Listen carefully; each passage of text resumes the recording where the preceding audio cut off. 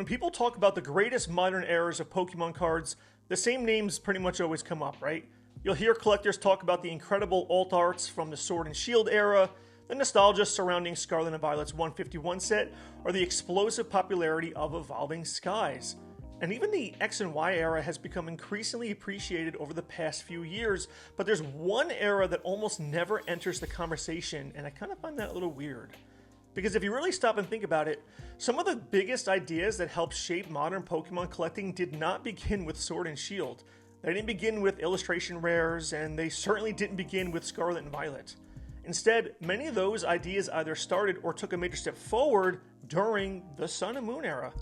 Yet somehow, when collectors look back at Pokemon's history, Sun and Moon often feels like the forgotten middle child. It kind of sits between the beloved X and Y era and the massively successful Sword and Shield era, almost as if it simply existed to bridge the gap between the two. But I don't think that's actually what really happened. In fact, I think the Pokemon community has quietly underestimated just how important the Sun and Moon era really was.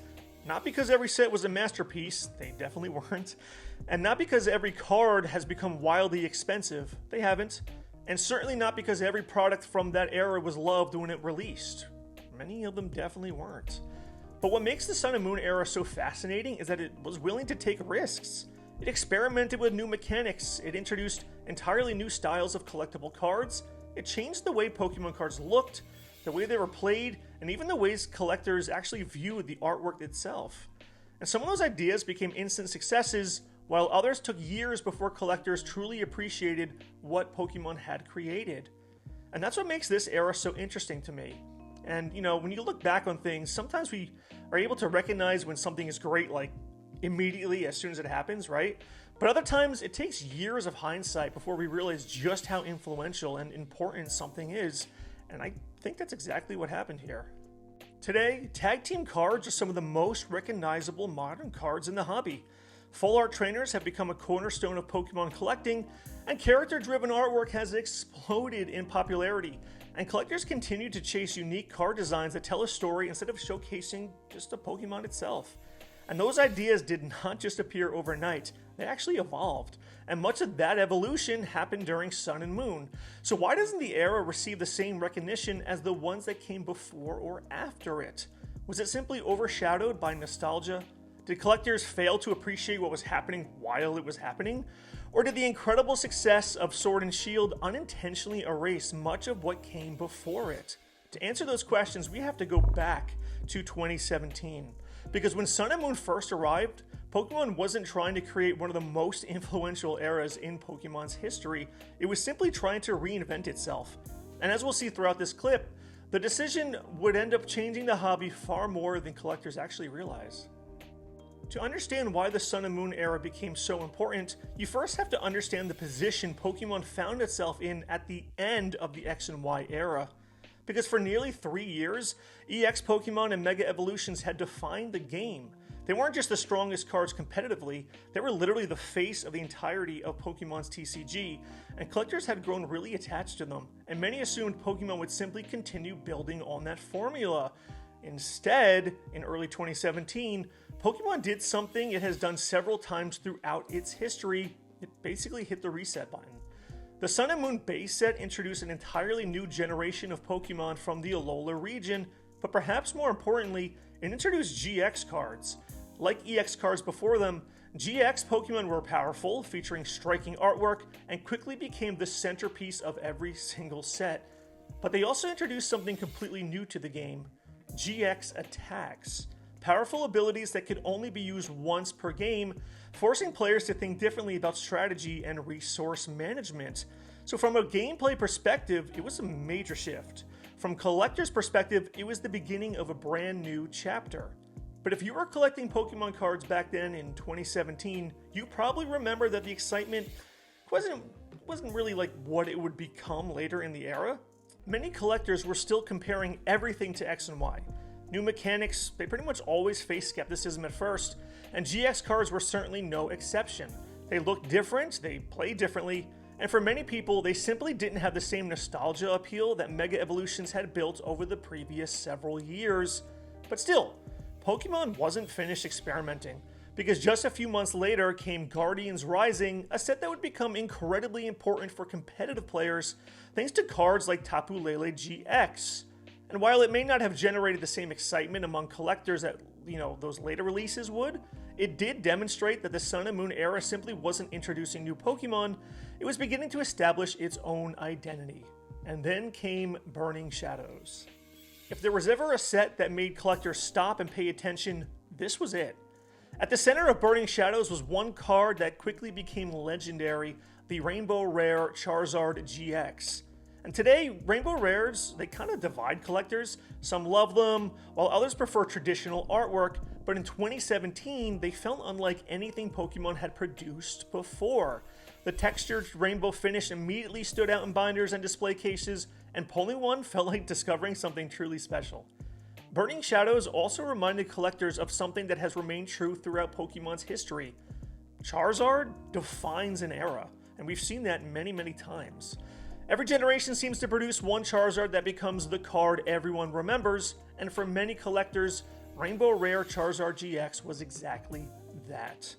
Of course, not every experiment succeeded, as later that year, Crimson Invasion arrived to a much cooler reception, and even today, it's often remembered as one of the weaker releases of the Sun and Moon era, but I think it's still worth looking at why.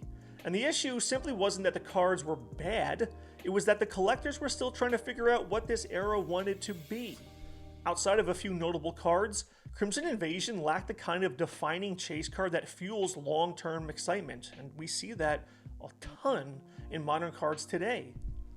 It became one of the first reminders that even during periods of innovation, not every set will resonate within the community.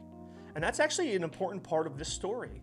When we look back on Pokemon's history, it's easy to remember only the highlights. We remember Team Up, we remember Hidden Fates, Cosmic Eclipse. But at the same time, none of those sets had even come out yet. Collectors weren't looking back with hindsight, they were living through an era that was still searching for its identity. And that's what makes the first year of Sun and Moon so fascinating. Pokemon wasn't trying to perfect a formula that already existed, it was building one. Every release introduced a new idea, every set taught Pokemon something new about what collectors loved, what players valued, and where the game could actually go next. And before long, all those experiments would lead to one of the most creative stretches the Pokemon card game has ever seen before. Because in the second half of the Sun and Moon era, Pokemon stopped searching for its identity and started redefining what modern Pokemon cards could actually be. By the time 2018 arrived, something had started to change. The uncertainty that surrounded the beginning of the Sun and Moon era slowly began to fade, and Pokemon had spent the previous year experimenting with new mechanics, new artwork, and a new direction for the card game. Some ideas resonated immediately, while others took time to find their audience. But what became clear was that Pokemon wasn't interested in simply replacing the X and Y era, it was trying to build something entirely of its own, and that evolution became much more apparent with Ultra Prism.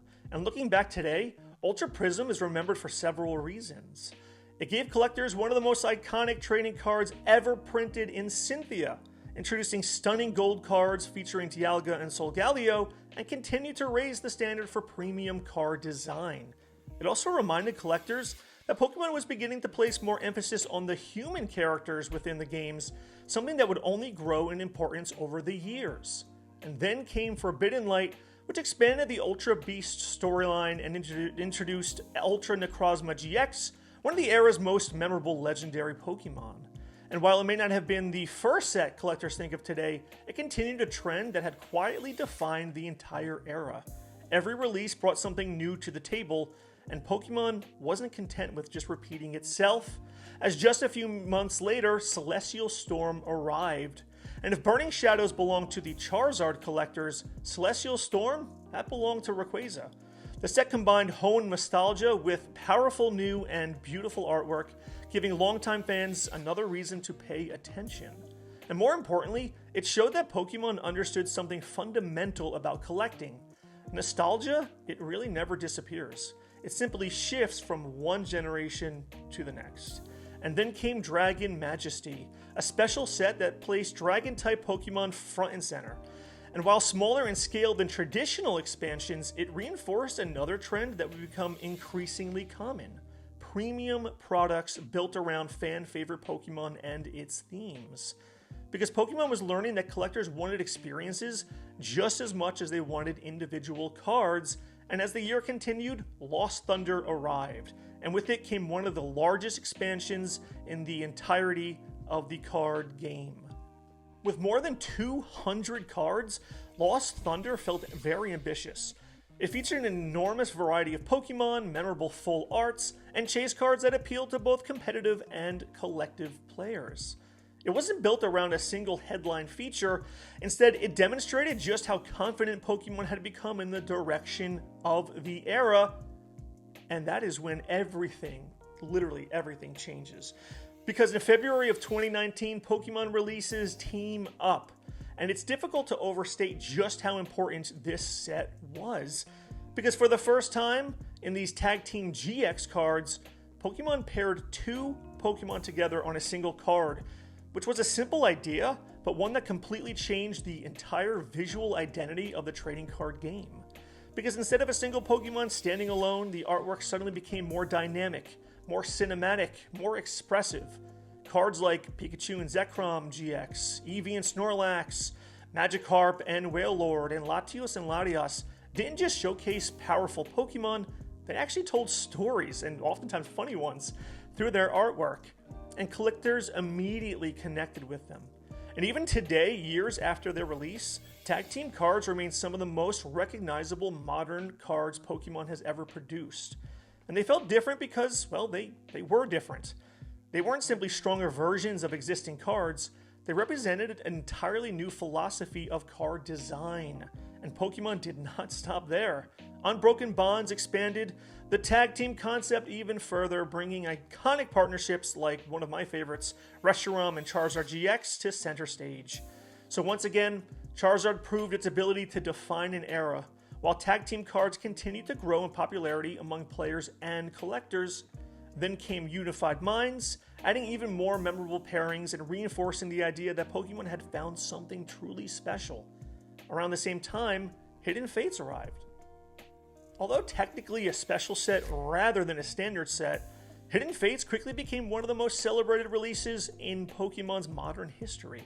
The Shiny Vault, highlighted by Shiny Charizard GX, reminded collectors just how powerful scarcity, beautiful artwork, and fan-favorite Pokemon could be when combined into one single product. And even years later, Hidden Fates remains one of the defining releases of the era. But somehow, Pokemon still wasn't finished.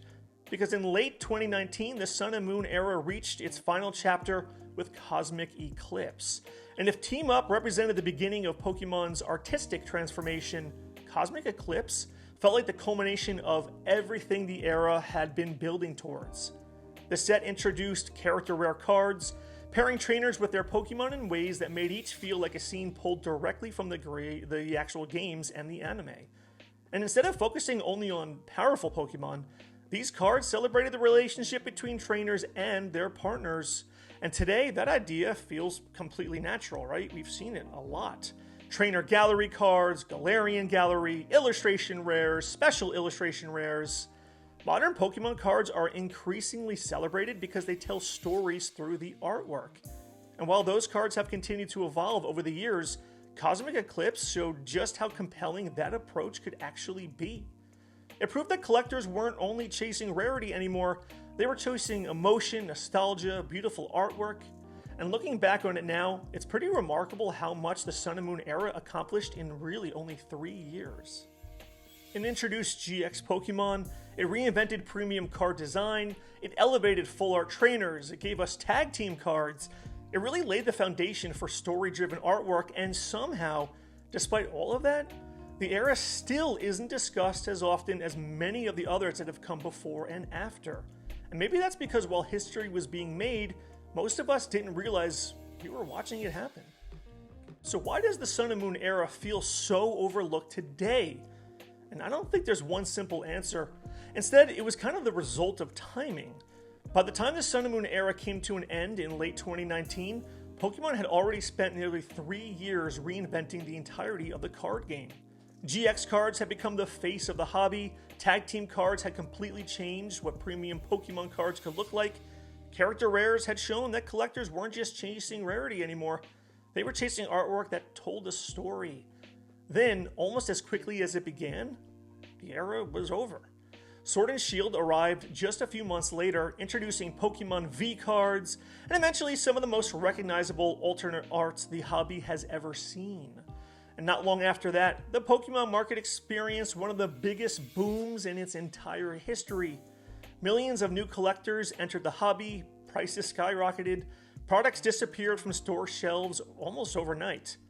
For many people, Sword and Shield became their introduction to modern Pokemon collecting, and when that happened, much of what came before it just kind of faded into the background.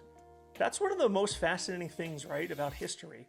That era receives the most attention isn't always the era that had the greatest influence, and sometimes the biggest innovations become so familiar that we stop thinking about where they actually began.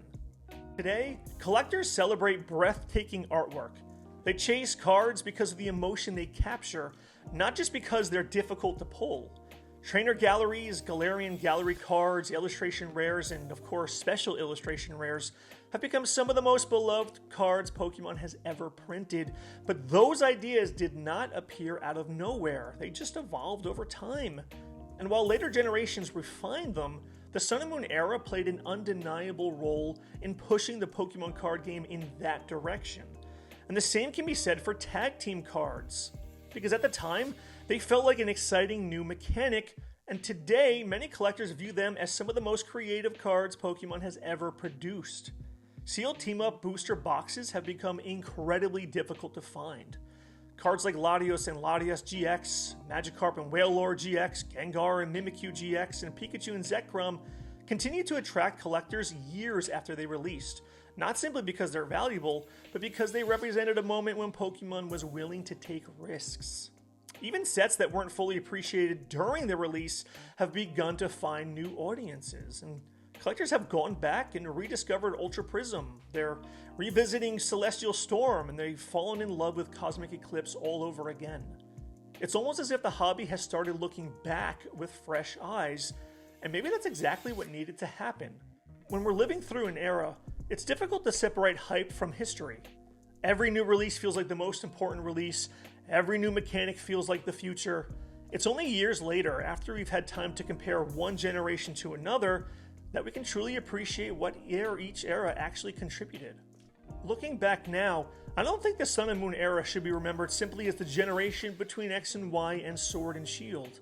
I think it deserves to be remembered as the era that redefined modern Pokemon collecting.